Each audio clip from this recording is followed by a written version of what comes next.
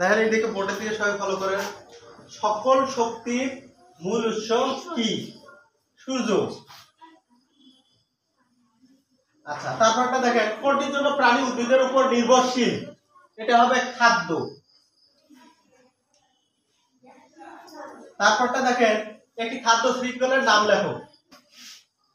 ঘাস। ঘাস খায় কে? ঘাস খড়ি। খরগোশ। ঘাস খায় হচ্ছে ঘাস খড়ি। তারপরে হচ্ছে ব্যাঙ। ব্যাঙকে আবার কে খায়? সাপ। সাপ। তারপরটা দেখেন আমরা নিঃশ্বাসে কি গ্রহণ করি? Oxygen. Carbon dioxide. Oxygen.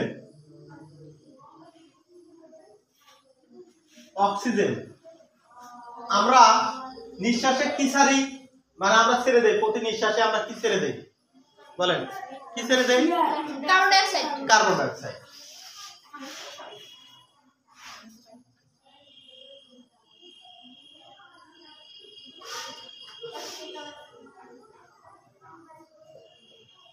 Carbon dioxide. তাহলে বুঝতে পারছেন এটা?